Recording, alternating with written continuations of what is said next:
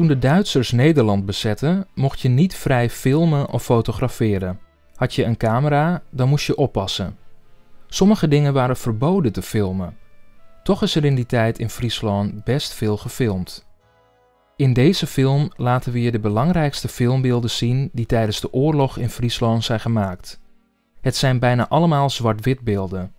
Alle filmbeelden die je gaat zien worden bewaard in het Fries Film- en Audioarchief in Leeuwarden. Dat is een groot archief met heel veel films uit Friesland. Het is 28 augustus 1939, vlak voordat de Tweede Wereldoorlog begint.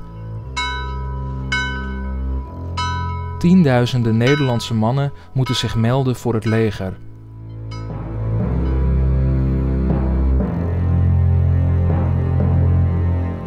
Hier wordt een groepje jonge mannen toegesproken voordat ze vertrekken.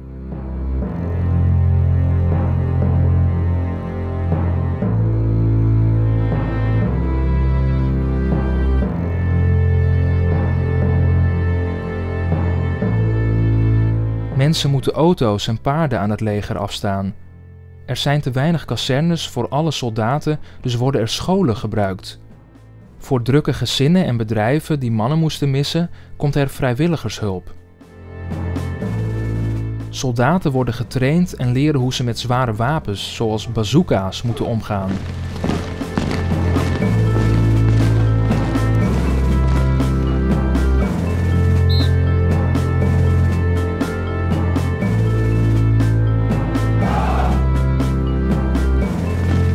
Op het Wilhelminaplein in Leeuwarden worden oefeningen gehouden. Er wordt veel gemarcheerd. Een van de belangrijkste plaatsen voor de verdediging van Nederland is de Grebbelinie. Deze loopt van het IJsselmeer naar de Grebbeberg. Hier moeten de Duitsers worden tegengehouden. Soldaten werken hard aan bunkers onder de grond. Ook veel Friese soldaten helpen hiermee. Intussen komen er berichten binnen over eerste slachtoffers. Een Nederlandse mijnenveger loopt bij Westerschelling op een mijn. 29 mannen komen om.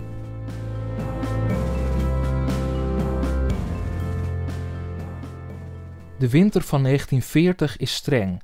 Dus Elfstedentocht. Veel schaatsers zijn soldaat. Ze krijgen vrij, maar moeten wel schaatsen in uniform. Het weer is extreem. Heel veel sneeuw en een ijzige wind. Er zijn heel veel uitvallers.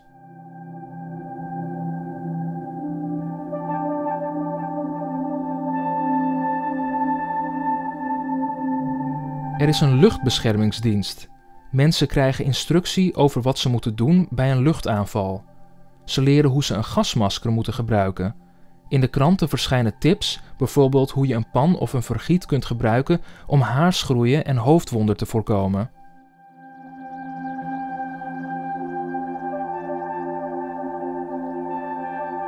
Het is van levensbelang dat het luchtalarm goed werkt. De luchtbeschermingsdienst gebruikte hiervoor toen een ouderwetse telefoon. Nu zou je elkaar misschien een appje sturen, maar dat bestond toen nog niet.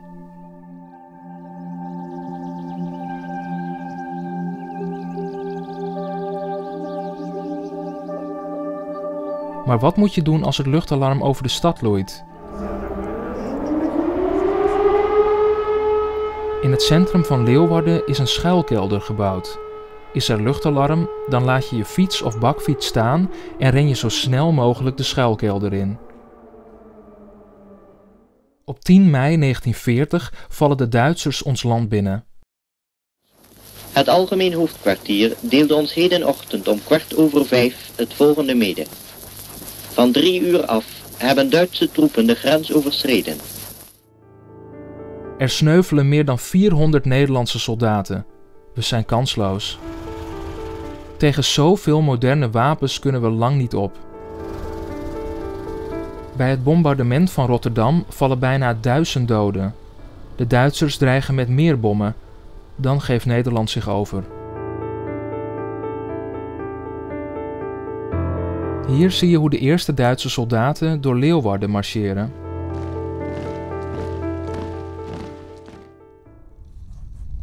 In het eerste jaar dat de Duitsers hier zijn, maken ze het de mensen nog niet erg lastig. Zelfs de Elfstedentocht mag doorgaan. Het is wel lastig dat er in het donker beslist geen licht mag schijnen. En de schaatsers moeten beloven dat zij niet demonstreren tegen de Duitsers. Bij de doorkomst in hinderlopen staat een Duitse officier tussen het publiek. Hij heeft erg zijn best gedaan om op Hitler te lijken. Bij de wedstrijd is er een nieuwe kopgroep, maar Auke Adema haalt ze in en komt in Leeuwarden als eerste over de streep. Ook hier staan Duitse militairen toe te kijken. De Duitsers laten zich graag bij grote sportevenementen zien. Hier opnieuw de Duitse commandant, nu bij de Sneekweek in 1941.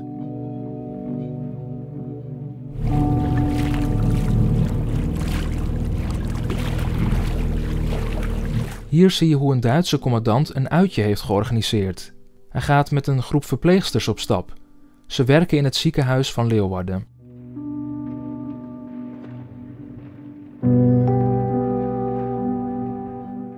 Ze gaan naar het mooie stadje Franeker. De dames vermaken zich prima. Een mooie dag om foto's te maken.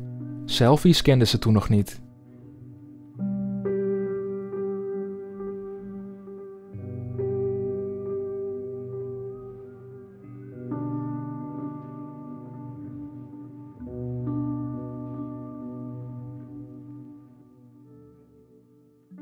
Al vroeg in de oorlog beginnen Engelse vliegtuigen Duitse havens en steden te bombarderen.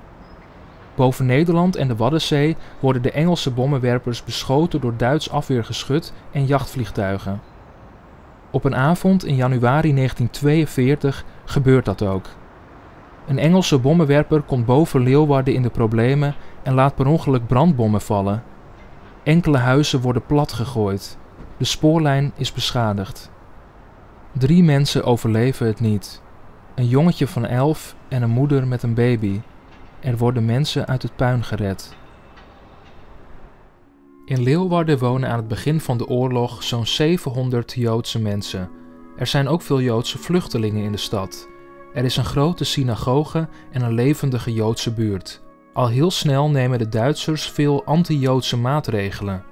Bij cafés, restaurants, bioscopen, parken komen bordjes met "voor Joden verboden". Het wordt voor Joden steeds moeilijker om hier normaal te leven en te werken. Jonge mensen aan het paardrijden. Dit is in Franeker. In een oud stationnetje woont een groep Joodse jongens en meisjes uit verschillende Europese landen. Ze lopen stage op boerderijen. Na hun stage mogen ze verhuizen naar Palestina. Ze willen zo snel mogelijk weg uit Europa. Hier wordt hun leven steeds meer onmogelijk gemaakt. Het lukt veel jongeren om voor de oorlog uit Nederland te vertrekken. In Palestina werken ze veel met paarden op het land, daarom is het belangrijk om te leren paardrijden. Zodra de Duitsers ons land bezetten, jagen ze de Joodse jongeren al snel weg. In 1941 worden de laatste die er nog wonen opgepakt en afgevoerd naar het kamp voor Joden in Westerbork. Een enkeling overleeft het door te vluchten of onder te duiken.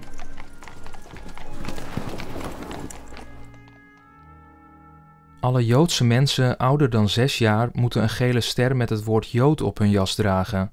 In de zomer van 1942 beginnen de Duitsers de Joden over te brengen naar kamp Westerbork. Wie weigert om te komen, wordt later door de politie van huis gehaald. Het verzet in Amsterdam begint Joodse kinderen naar Friesland te smokkelen.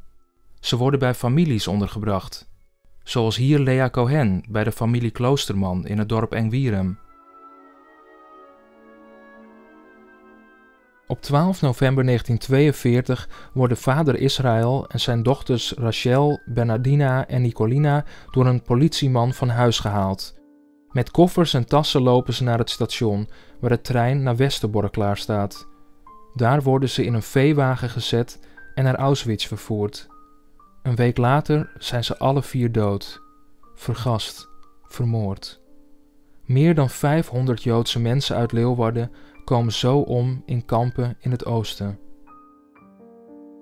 Een paar maanden later wordt het huis van de familie de Jong leeggehaald door een verhuisbedrijf.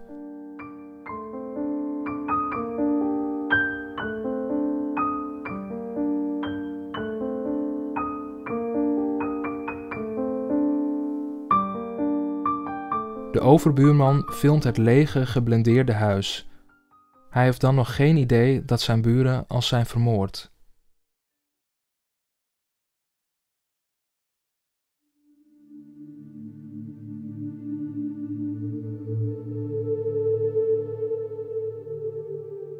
Hier zie je een grote bijeenkomst op het Wilhelminaplein in Leeuwarden. Het plein staat vol. NSB-leider Rost van Tonningen is er ook. Hij praat graag over werk en arbeid. Maar het wordt steeds vaker dwangarbeid. De NSB noemt dat dienstplicht.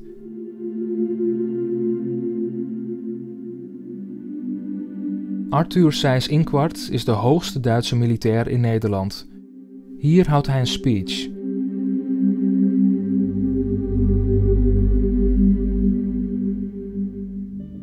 Veel mensen op het plein brengen de Hitlergroet. In 1944 ontstaat er een groot tekort aan arbeiders in Duitsland, omdat veel Duitse mannen aan het front moeten vechten. Alle Nederlandse mannen tussen 17 en 40 jaar oud worden opgeroepen. Ze moeten bijvoorbeeld in Duitse wapenfabrieken werken. Veel mannen duiken onder, om maar niet in Duitsland te hoeven werken. In Franeker zitten veel Duitse soldaten. Er zijn wel 1000 man van de Luftwaffe en de marine gelegerd. Ook zijn er barakken voor Duitse soldaten die met kort verlof van het Oostfront komen. Eén van hen is Helmut Reiter, een Oostenrijker. Hij filmt graag en tijdens zijn weken in Franeker pakt hij zijn camera erbij. En zo krijgen we een beeld van hoe Duitse soldaten hun tijd in Franeker doorbrengen.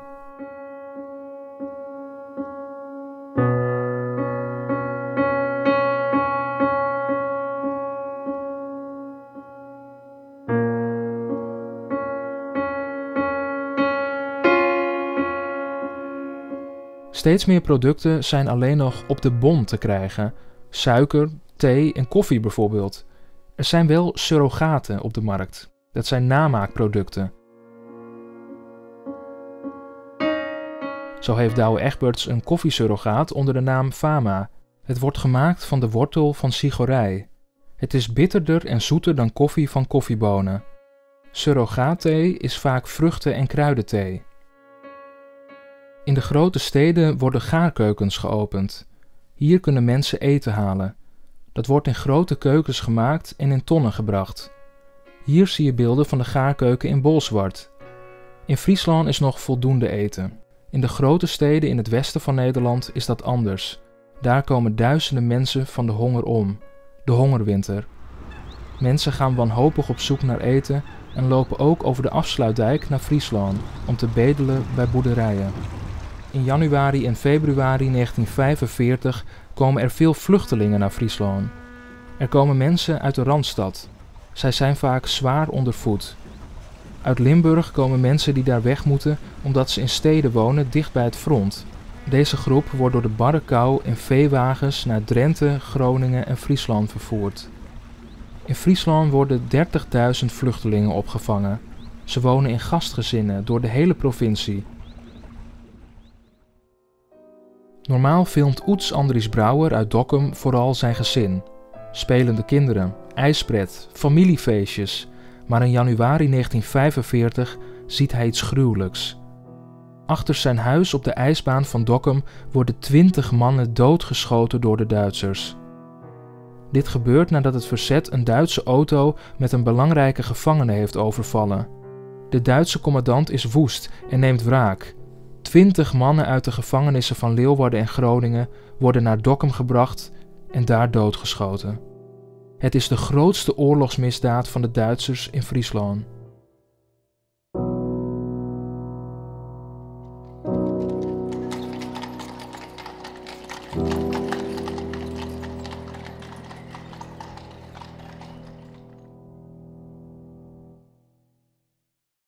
Steeds meer mensen komen in verzet en de Duitsers reageren steeds wreder. Koeriersters brengen op de fiets geheime boodschappen rond. Mensen nemen onderduikers in huis, verzetsmensen, Joodse kinderen, Friese mannen die niet willen werken in Duitsland. Levensgevaarlijk is dit, want als je wordt verraden...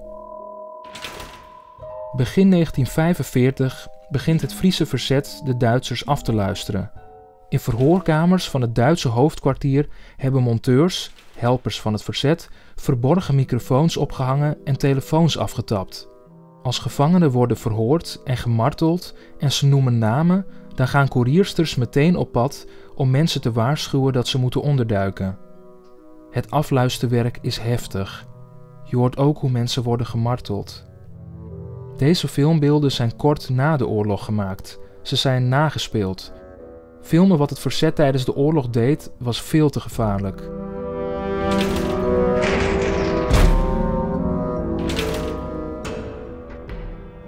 Bevrijding. In april 1945 is het dan eindelijk zover. Canadese troepen rukken snel op naar het noorden. Zij zijn de bevrijders van Friesland. Het Duitse leger trekt zich terug. Hier zie je beelden van de vertrekkende Duitse soldaten in Sneek. Zodra de Duitsers de vliegbasis in Leeuwarden hebben verlaten, gaan Leeuwarders daar massaal naartoe. Alles wat in de kachel wil branden, slopen en verzagen ze en nemen ze op karren mee naar huis. In de vroege ochtend van 15 april is het verzet, de NBS, de baas in Leeuwarden. Die nacht hebben ze de laatste Duitse soldaten en sluipschutters in de stad uitgeschakeld. De mannen zijn blij en opgelucht. Leeuwarden is vrij. Al snel begint de arrestatie van mensen die met de Duitsers hebben samengewerkt. Samen met de politie wordt de orde in de stad bewaakt. Nog even, de Canadezen komen eraan.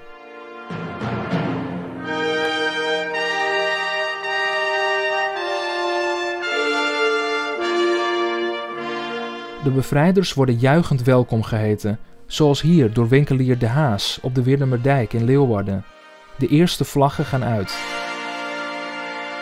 Daar zijn de eerste bevrijders, hier in Drachten.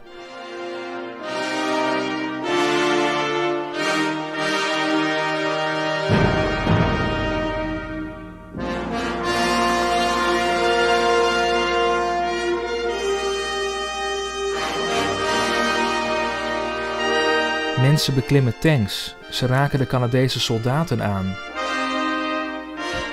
Eerste omhelzingen en knuffels. Iedereen is heel erg blij.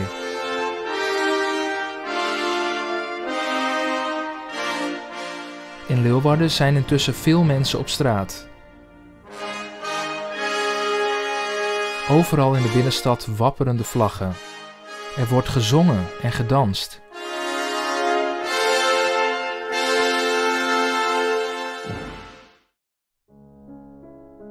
Maar er wordt ook gejoeld en gescholden, zoals hier in Heerenveen, waar NSB'ers naar het politiebureau worden gebracht. Er worden klappen uitgedeeld. Het is moeilijk om de orde te bewaken. Mensen willen wraak. In Leeuwarden gaat het er ook hard aan toe.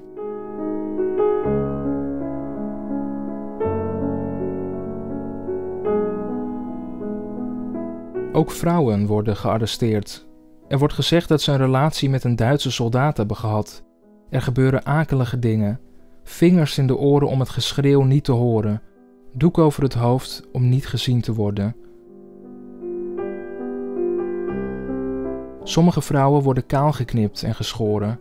Ze worden voor moffenhoeren uitgescholden. Na de bevrijding zijn er ook veel redenen om verdrietig te zijn. In Heerenveen bijvoorbeeld, bij de begrafenis van Sieger van der Laan. Hij was commandant van een verzetsgroep die op 14 april 1945 contact maakt met de Canadese troepen. Hij rijdt mee op een Canadese tank. Ze worden beschoten. De Canadezen schieten terug. De Duitsers geven zich over. Plotseling trekt de Duitse commandant zijn wapen en schiet Van der Laan dood. De Duitsers worden meteen doodgeschoten door de Canadezen. Van der Laan is niet de enige die in de laatste dagen voor de bevrijding sneuvelt.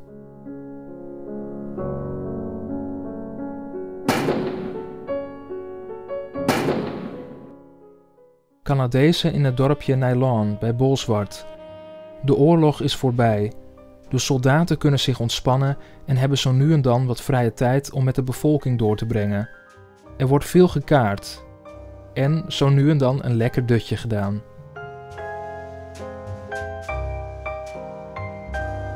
Toch lopen er dan op de Waddeneilanden nog gewapende Duitsers rond. De Canadezen willen niet dat er meer slachtoffers vallen en vechten niet om de eilanden te bevrijden. Hier op de Schelling zien we hoe de Duitsers uiteindelijk toch vertrekken.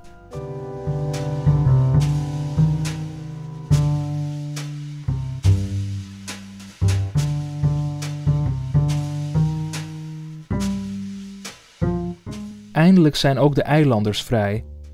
Als de laatste Duitse officieren met de boot vertrokken zijn, het is dan al 5 juni 1945, varen de Canadezen naar het eiland.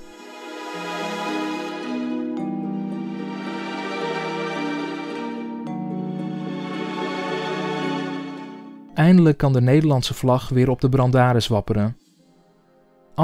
1,5 maand na de bevrijding wordt in Leeuwarden een grote parade gehouden. Iedereen die iets met de bevrijding te maken had, soldaten, verzetsmensen, koeriersters, maar ook padvinders en politiemensen lopen mee.